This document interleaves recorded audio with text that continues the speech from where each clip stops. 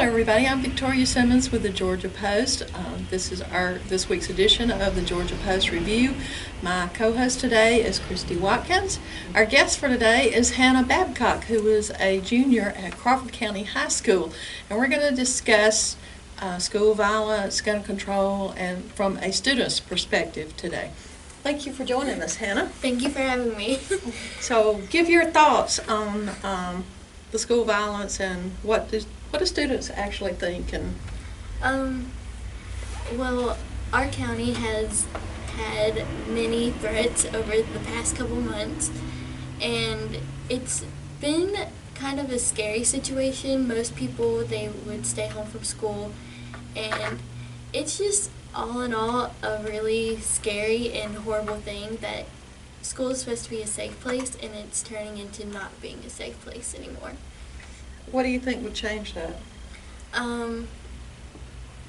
I think we should have stricter gun laws, and there should be more of like protection at the school, maybe more SROs at all the schools, and I don't know, just more like safety and yeah.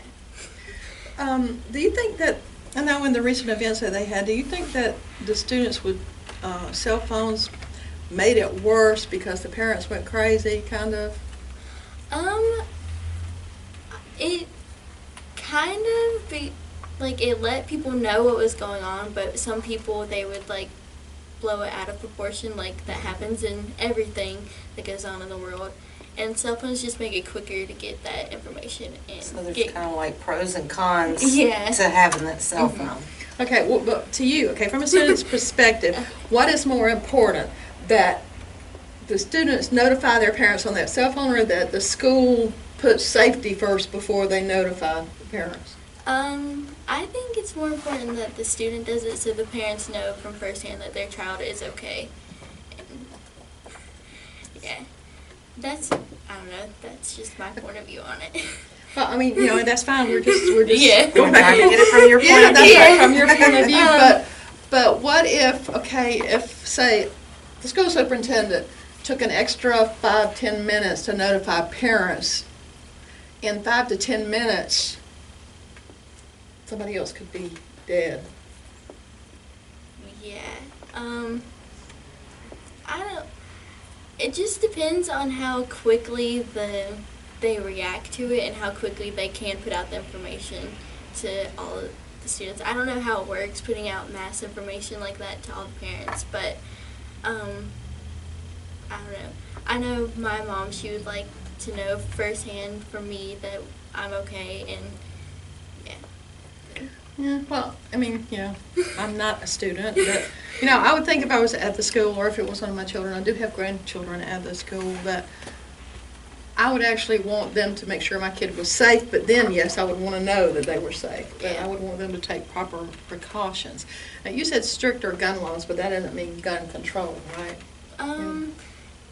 Yes, I think so. I don't know. We have a gun in our house, and I know firsthand that it was really easy to get a gun law, and I don't know how it worked with him. I didn't really ask him because I don't like guns, but most people do. Most people have them for sport or protection, but I believe it should be harder to get a gun than what it was or is.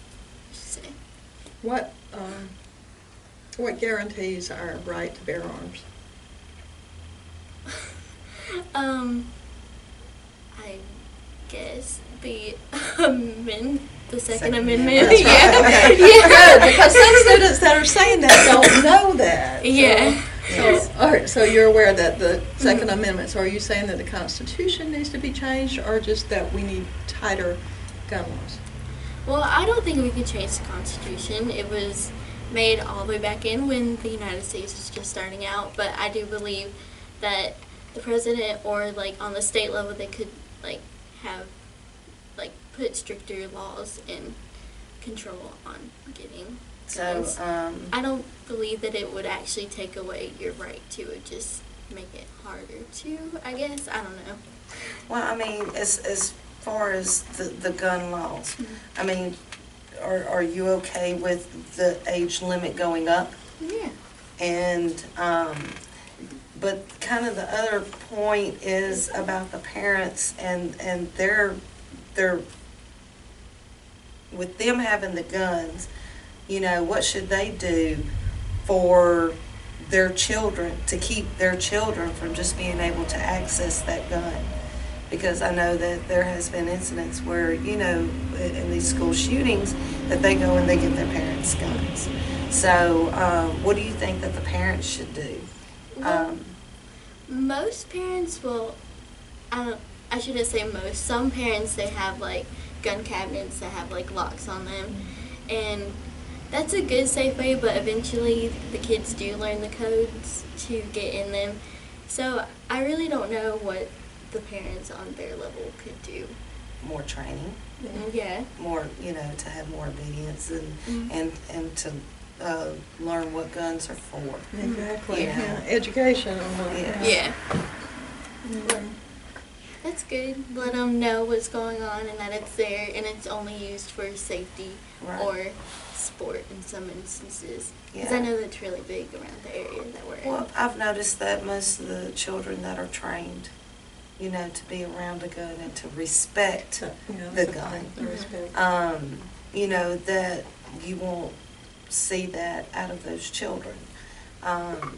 So, I mean, if they respect it, then they know basically, you know, not to just use it because, Yeah. you know, that because. But as far as the school, I know Superintendent Brent Lowe had talked about trying to get a way to make it to where the parents or whoever walks through the front door to actually have that cordoned off to where they have to go through a locked door to be able to get in to access the school. Do you think that would help? You know, because he was talking about like at your school, at the high school, it's a little bit hard because the media center's right off to the right before going to the office. But, I mean, would you think that would be an added security? Would you feel safer if there was a barrier to where people just couldn't walk through the door and, you know, go throughout the school? Yeah, I think that would be a great idea to have that extra barrier to make it easy. Because right now, most of the doors to get into our school, they're all unlocked and anyone can walk in. And yes, there's people sitting there, but most people don't question it, I think.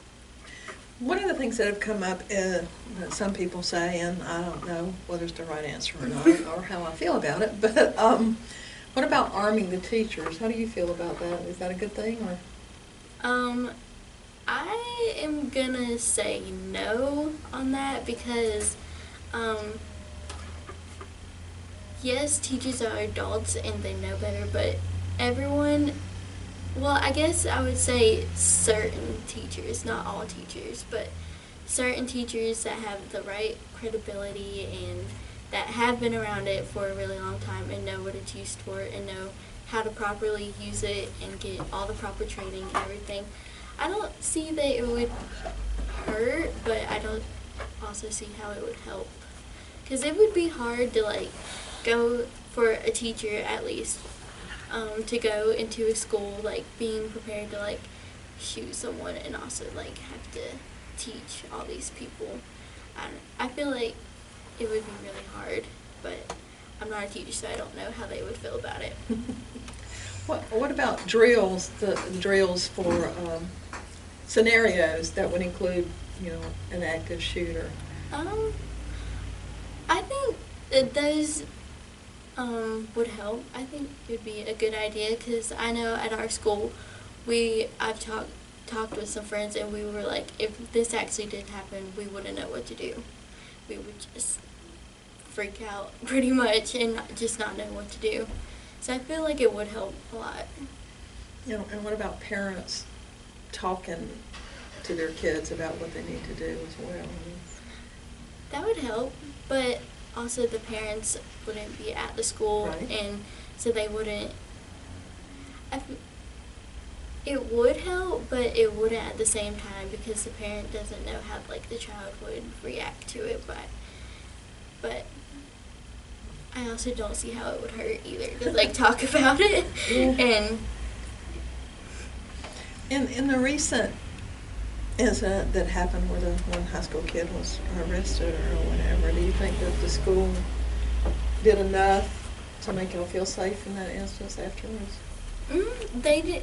They responded really quickly, and it was, yeah, it did. It worked out for everyone, and it was really good. Very good. What about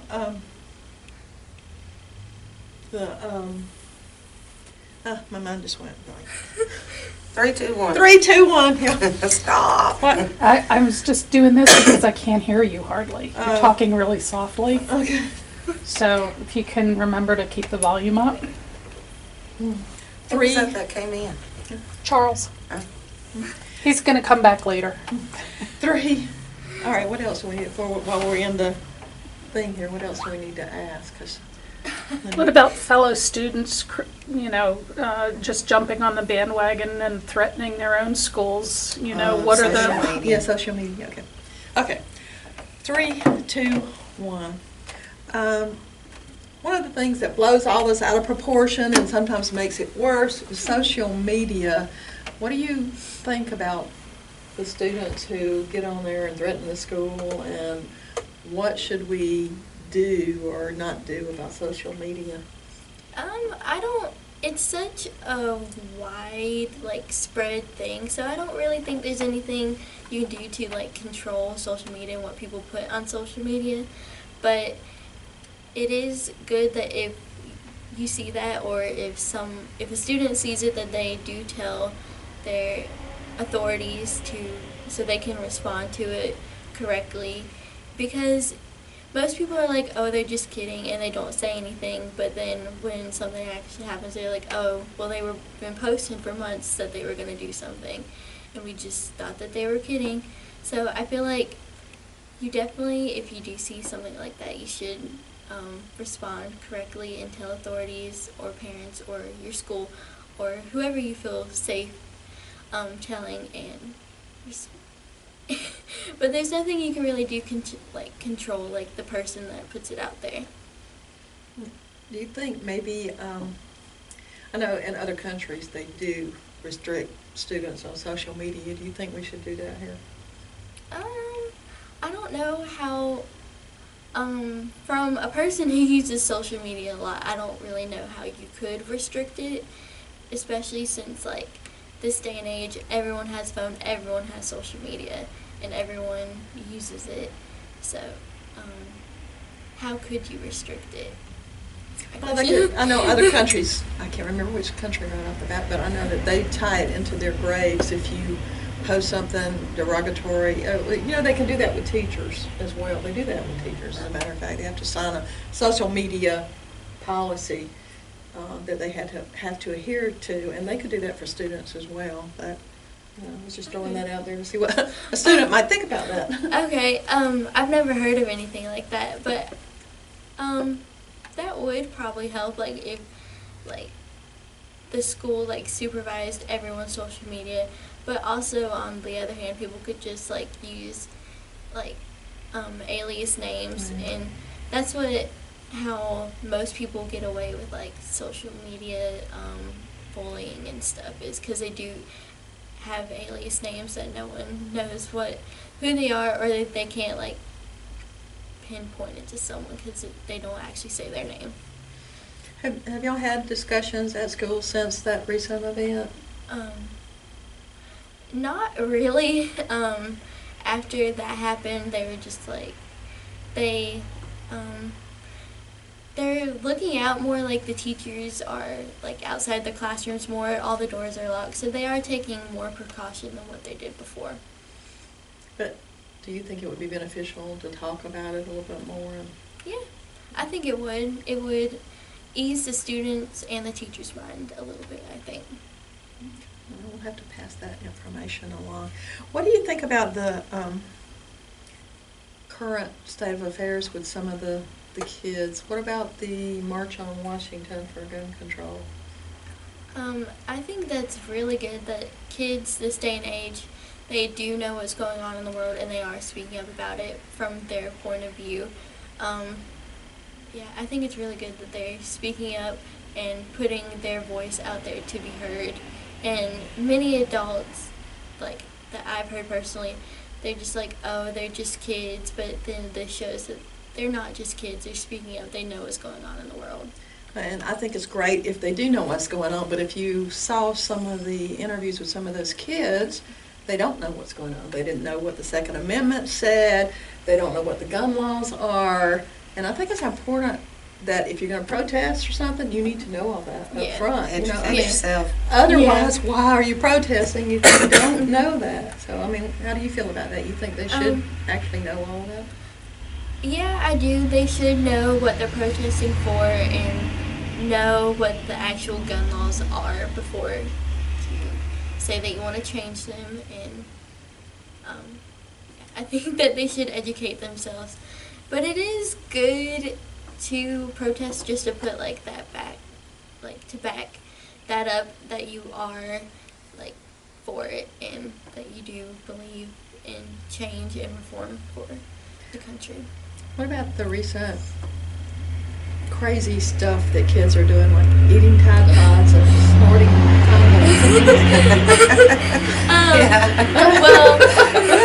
Well, I personally have never seen it or watched it, but I have heard a lot about it, and I didn't know, like, I've talked to my brother about it, and I didn't know, like, how widespread it actually was, because when I see stuff like that, because I just ignore it. I'm like, oh, people doing stupid stuff. People do stupid stuff all the time. And I just ignore it, really. And I was like, oh, no one's ever actually, like, died from doing it. Or no one's actually, like, really done it. They just say that they do it. And then my brother was like, no, a lot of people have actually died from it and did it. So, I don't know. What's going through their mind? I don't know. They just want the views and attention, I think. Why? Because it's on social media and trying to get that social media attention and getting plenty of followers or whatever on their videos. Yeah, they want that attention, but hey, we were doing good just to go outside and ride our bike or play in the dirt, you know, make mud pies. I was going to say, now they're eat mud, I mean, you know, I have kids in my class that ate glue, but they've never done anything like this. That, How times have changed. Yeah, I think we sniffed glue. Or, no, I didn't, but I think some of them sniffed glue. You know? Well, in kindergarten, these little kids, they were sitting there eating that paste glue, so I guess they thought it was good, but I couldn't do it. Me neither. So it's kind of evolved since the glue times now. I think social media has definitely, like, contributed to that people do want those views and do want that attention and likes and shares and everything that's involved with social media. Yeah, they kind of make it a challenge, so they're like, the other kids really want to do it. Well, tell us some good, positive things that are going on with the students or at school. And I know you're part of Leadership Crawford. I am part of the youth leadership in Crawford County. I really love it, and I know everyone else that's involved in it really loves it. And the art club students are painting roads, getting ready for Jug Fest, yes. And they're going out in the community helping everyone else set up for it. And they actually stayed, came back to school that Friday that we had off to help and make statues to sell, because the students actually do get money for the stuff that they sell at the Jug Fest. And what all does the students participate in, you know, throughout the school year that y'all help out the community or anything like that? Well, we all have to do community service hours. We all do it in different ways. I personally work at a daycare to get my community service hours, but I know a lot of people, they help out around like the park, and they help out with 4-H and all the other activities we have in the community to help out. Well, that's good. And graduation's going to be coming up soon, and 7 weeks. yep, and so you'll be a senior after that. I will. I'm excited for this graduation to be over so it can be mine. And you're actually going to be duly enrolled, right? I am currently, and I'm still going to be next year. Yes, ma'am. That's a positive thing that has happened in our school system, so you can... Yes, I think it's a really good opportunity to get college credit and be in high school at the same time. So when you graduate next year, how many college credits will you have? Probably about 15. Oh, that's good. Depends on how many classes I'm going to take, because I'm planning on taking some during the summer and next year. And right now the class I'm in has 3, so I'm guessing that they're all about 3, so about 15, 18 college credits. And what about anything else about the school atmosphere that you think is really good? Or We're all really like a tight-knit group. Like we're always there to support each other at like games, and like if someone ever needs help, they just ask someone, and we're always like there to help. And we always hang out of school. We're all getting ready for prom. Prom committee is getting all their stuff ready. We picked out everything. So When is prom? April 21st. Wow, what? April 21st. Next wow. Saturday. Yeah. Next Saturday. oh wow! So you have your dress? I do. All right. That's always exciting, huh? It is. I'm really excited. We're gonna go. Me and a group of friends are gonna go bowling and eat afterwards, so that's gonna be fun. And where do they hold the prom? At Fort Valley State, we're having it. In Pettigrew Center? Mm-hmm. Okay, well, that's neat. Well, our guest today has been Hannah Babcock, who is a junior at Crawford County High School, and she's part of Leadership Crawford as well. And in addition, she's also interns here with us at the Georgia Post. Our sweet little Hannah. Yeah, a few days a week. So, Hannah, we thank you for being here today. Thank you for having me. Well, we appreciate Hannah being here today and talk about it. And concerning the school system, they have an East Block coming up to vote, which is a continuation on May 22nd. And Brent was on our show a few weeks ago to discuss that, and you can still find it out there on YouTube. I believe it was March 12th. So if you want some more information on East Boston to find out what it's going to be used for, it does benefit our school system greatly, but look for that YouTube on March 12th. Also on May 22nd coming up is a vote on T-SPLOST, which is a transportation tax, and I know Peach County as well as Crawford will be voting on that, and all the commissioners in both counties seem to think it's a really great thing. And we hope to have either one of the commissioners from Crawford County or somebody from the regional commission, or maybe even somebody from DOT in the future to discuss that with us, so we'll know a little bit more about that. What other things are going on in the community, Christy? Well, the city just passed 2 resolutions. One is actually on the increase of the water deposit with the city of Roberta.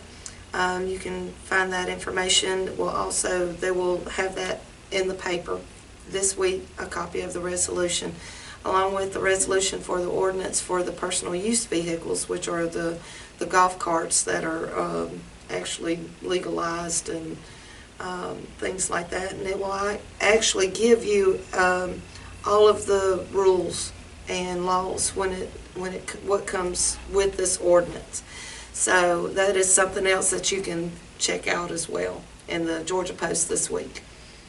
And, Jug Fest is coming up in May, and we'll have more about that as well later. And be sure and subscribe, to the Georgia Post so you can get all the details. We cover some of the more important things here on our cable TV show, but you can't get the whole picture unless you subscribe to the Georgia Post. And it's very economical, I think. It might cost $1 on the newsstands if you buy it every week, but if you subscribe, it's cheaper. So we hope that you will become a subscriber and keep up with your community. Recent events have been like Dollar General had a grand opening. If you go through town, you can see where the art students painted the street for the upcoming Jug Fest. There's always something good happening in Crawford County. Let's see. The chamber meets once a month, and they always have activities going on, and you can catch a game at Crawford County Recreation Department most any night. Monday, Tuesday, and Thursdays. Monday, Tuesday, and Thursday. What time do games usually start? I know ours start at 6, so I'm pretty sure they're 6 all is probably starting at 6. Yeah, 6. You have time for the parents to get there, but yeah, sometimes I'm a little late because I'm working here. But yeah, it's fun. You know, if you've never been out to the rec department, I will have to say this is one of the best recreational departments and fields in Central Georgia. I've never seen one as nice as what Crawford County has. I actually bring my daughter here to play. So it's great. They've got great coaches. So, you know, just go out, check it out, check out the games. You know, and of course they have the football and they have the basketball, soccer programs. If you have children, get them involved because this is a great department to actually be in. I think Doug Kelly, who's the recreation director, he was also on the show a few weeks ago. I think he said they had 20 teams. Is that right? Right at 20 teams. So, and you know, there's multiples, and the cutest ones are the peewees. I'm sorry, but those little ones, they're just as cute as they can be. You know, and they have, you know, some of them have direction on which way first base is, but you know, it's all in fun, and you know, none of us get angry out there.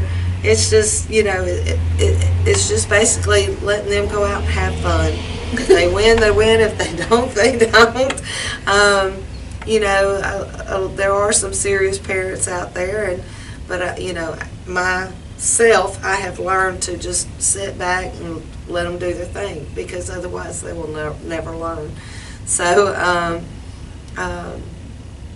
but yeah, it's, you know, you've got school board members as coaches out there. You've got teachers coaching out there. You know, you've just got parents that's never coached before, or you know, and then you've got like ours. She played college softball, so you know, my daughter actually has somebody that you know has played the college softball that you know is teaching them, and they all have the greatest attitudes out there. There's never nothing. You know, it's just a happy time. So go out and catch a game and you know, support your community. It's very important that you be invested in the community where you live, play, and work.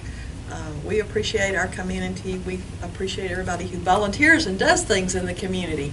And we certainly appreciate all the people who support us as well. We want to thank you this week for joining us for this edition of the Georgia Post Review. As I said, catch us in the newspaper this week, and we will talk to you next week. Thank you and have a great day.